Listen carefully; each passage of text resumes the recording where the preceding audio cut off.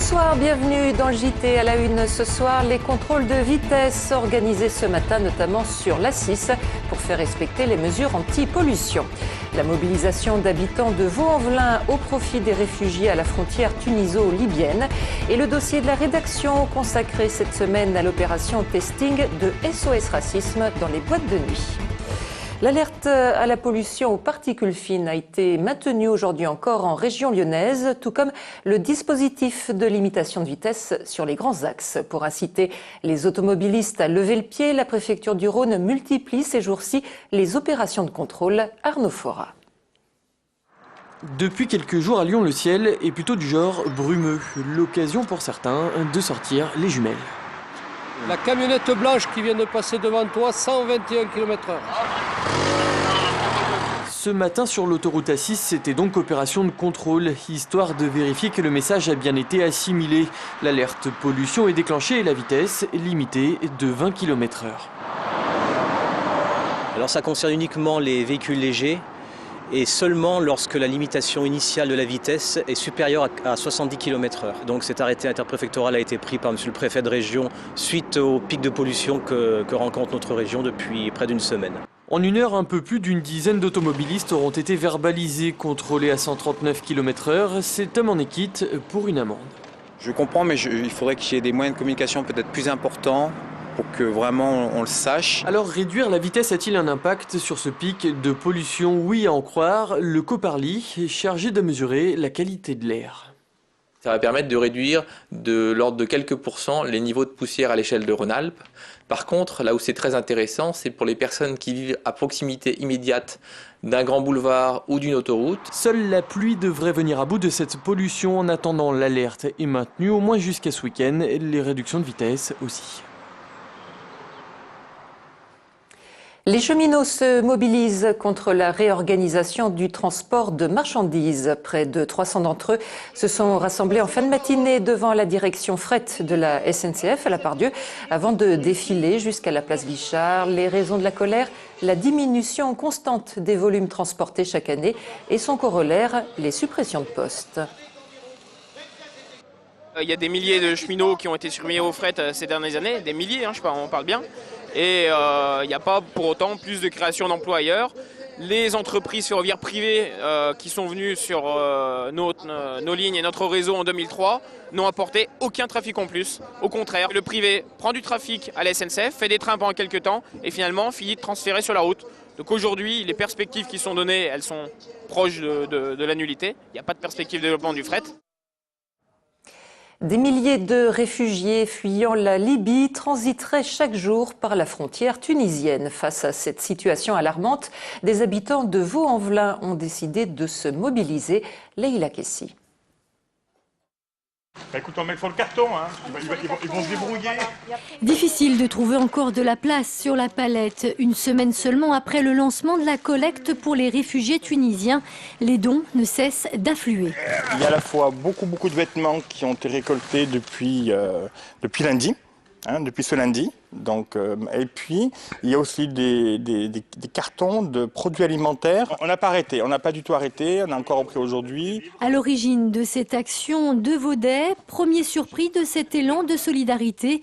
Une solidarité qui se manifeste d'ailleurs bien au-delà de la seule communauté tunisienne de Lyon. J'ai eu beaucoup de discours disant voilà, on n'a pas pu être au cœur de la révolution en Tunisie, donc on est en France, on aide du mieux qu'on peut. Une aide que les deux bénévoles espèrent pouvoir établir sur le long terme, grâce notamment à un partenariat sur place avec le Croissant Rouge.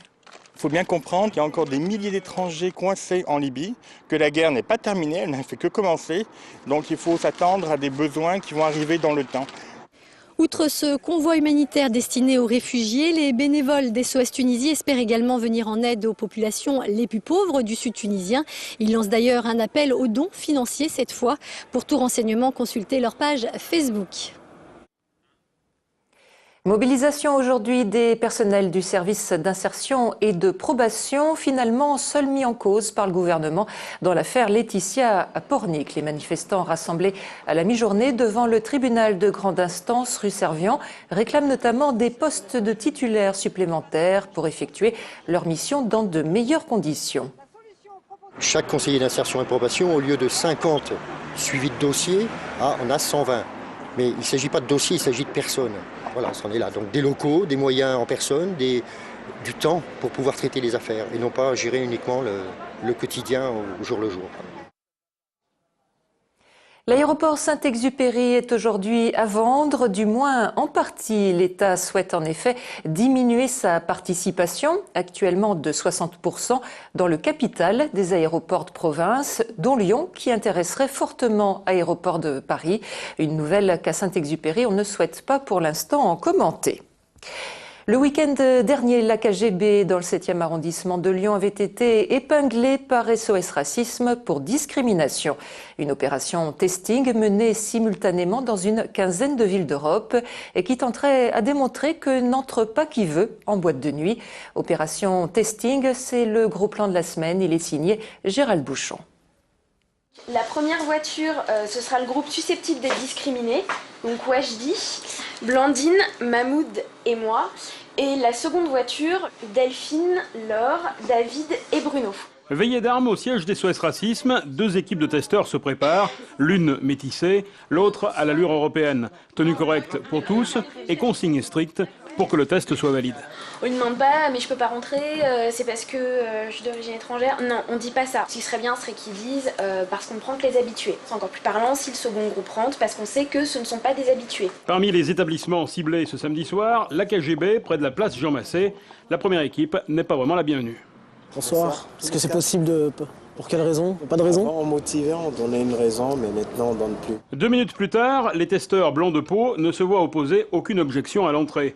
La première équipe revient sur ses pas pour tenter d'obtenir des explications. Menaçant dans les propos, monsieur. Non.